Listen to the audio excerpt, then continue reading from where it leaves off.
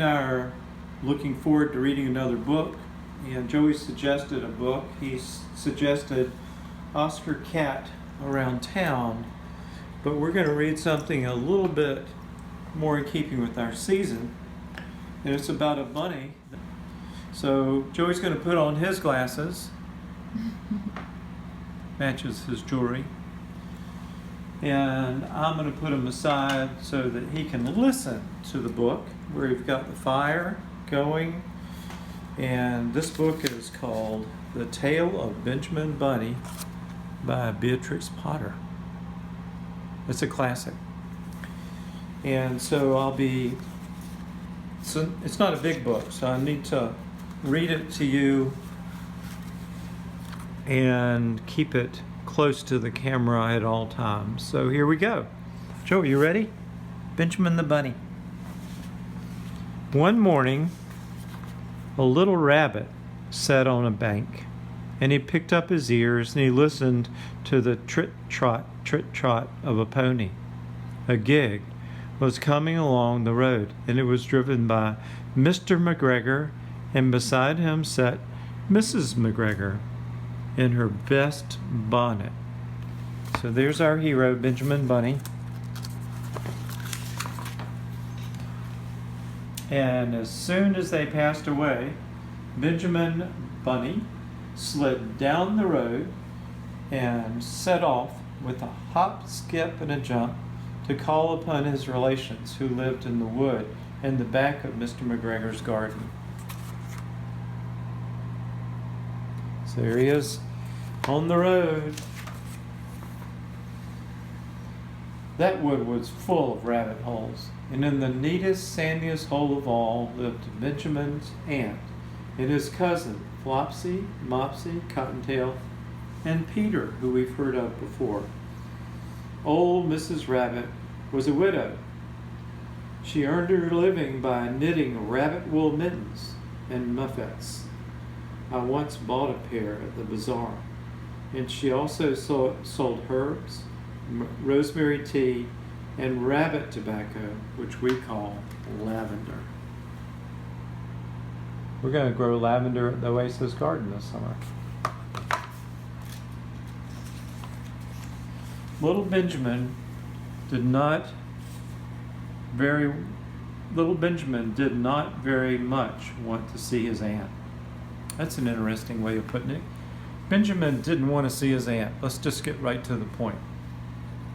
He came down to the back of the fir tree and nearly tumbled upon his cousin, Peter.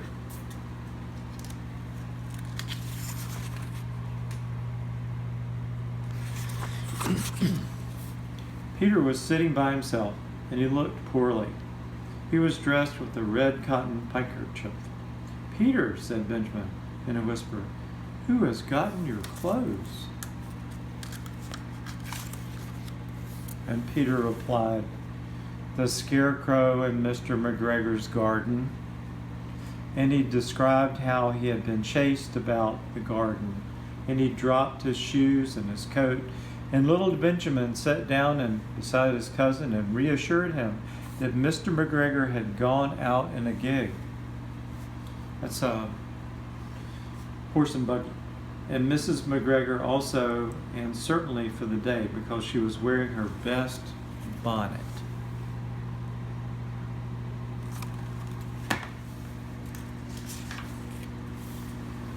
Peter said he hoped that would rain. At this point, old Mr. Rabbit's voice was heard inside the rabbit hole, calling, "Cottontail, Cottontail, fetch some chamomile." And Peter said he thought he might feel better if he went for a walk. So Peter and Benjamin are off for a walk, off for an adventure, probably involving Mr. McGregor's garden, I suspect. They went away hand in hand and got upon the flat top of the wall at the bottom of the wood, and from there they looked down into Mr. McGregor's garden. Peter's coat and his shoes were plainly seen upon the scarecrow, topped by an old tam o' shanter of Mr. McGregor's, like a beret.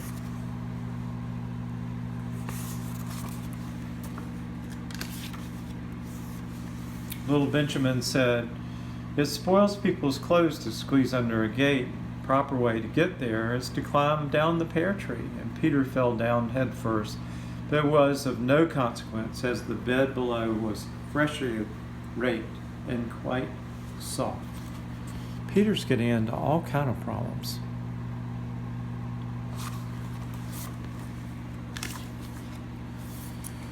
It had been sown with lettuces, and they left a great many odd little footprints all over the bed, especially little Benjamin, who was wearing clogs. There's Benjamin in his clogs, and Peter's still wearing a red handkerchief.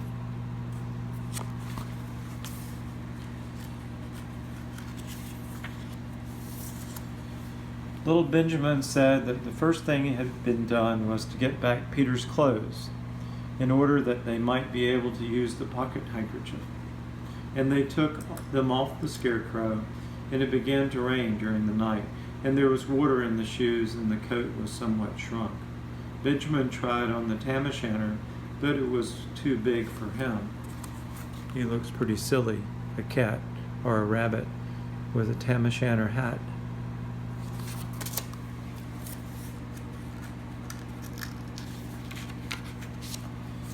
And then he suggested that they should fill the pocket handkerchief with onions, that present for his aunt.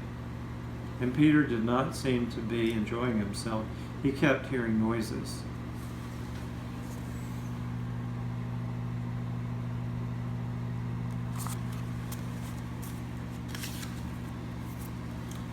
Benjamin, on the contrary, was perfectly at home, and he ate a lettuce leaf.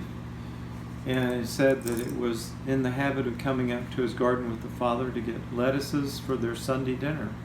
The name of little Benjamin's pa was Mr. Benjamin Bunny, and the lettuces were certainly very fine.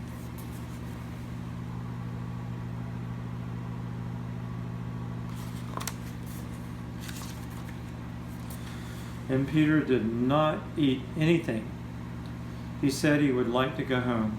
Presently, he dropped half the onions. Oops. There's Peter with his handkerchief, but he has his clothes now.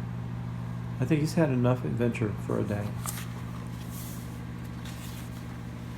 Little Benjamin said that it was not possible to get back up the pear tree with a load of vegetables, and he led the way boldly towards the end of the garden, where they went for a little walk on the planks under the sunny red brick, and the mice sat on the doorstep cracking cherry stones and winked at Peter Rabbit and little Benjamin Bunny.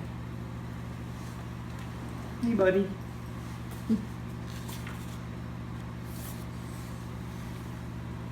The mice got amongst the flower pots. Oops, I think we missed a page. Presently, Peter let go of his pocket handkerchief.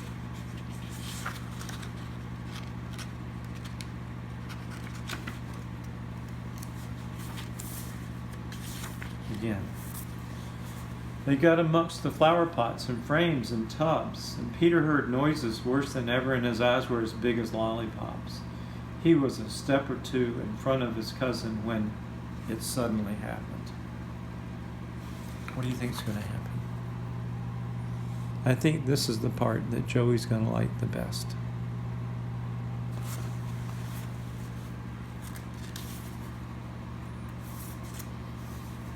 This is what those little rabbits saw around the corner.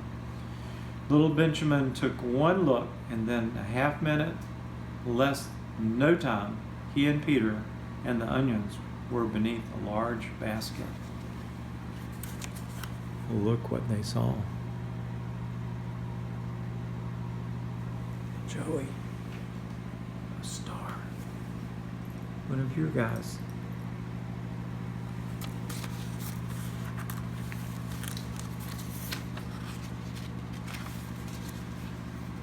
So the cat got up and he stretched herself and came and sniffed the basket. Perhaps she liked the smell of onions. Anyway, she sat down on top of the basket. Oh my goodness. And she sat there for 5 hours. I cannot draw you a picture of Benjamin and Peter underneath the basket, because it is quite dark, and because the smell of onions are fearful. It made Peter Rabbit and Benjamin cry. The sun got around behind the wood, and it was quite late in the afternoon, but they still had a cat sitting on the basket.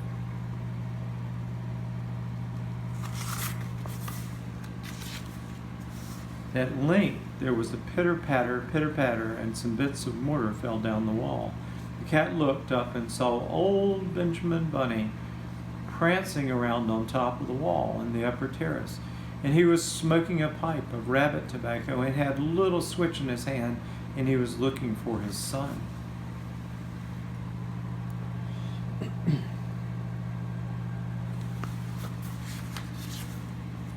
Old Mr. Bunny had no opinion whatsoever of cats.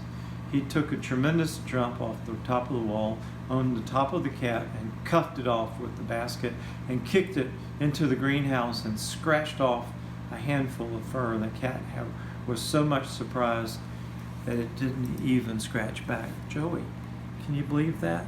A cat defeated by an old mouse or an old rabbit.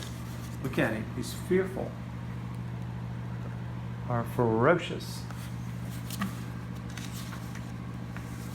When old Mr. Bunny had driven the cat into the greenhouse, he locked the door, and then he came back to the basket and he took out his son and Benjamin by the ears and whipped them with a little switch. This is not the best part of this story. Then he took his nephew Peter. We won't show that page. And the handkerchief and the onions and marched out of the garden.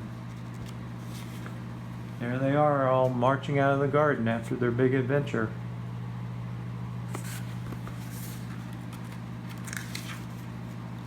And when Mr. McGregor returned about a half hour later, he observed several things which perplexed him. He looked as though someone had been walking all over the garden in a pair of clogs, only the footmarks were too ridiculously small. Also, he could not understand how the cat could have managed to shut herself up inside a greenhouse, locking the door from the outside. It is a mystery. And then the scarecrow.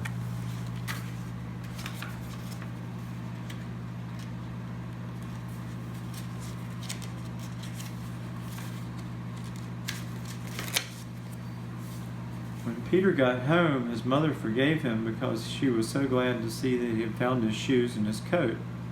Cottontail and Peter folded up the pocket handkerchief, and old Mr. Rabbit hung up the onions and hung them in the kitchen ceiling from bunches of herbs and rabbit tobacco.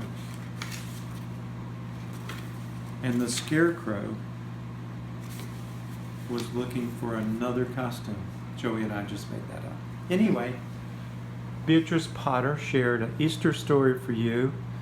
Joey and I hope that you have an amazingly wonderful Easter, that everyone's healthy, and until next week, Joey says, see ya.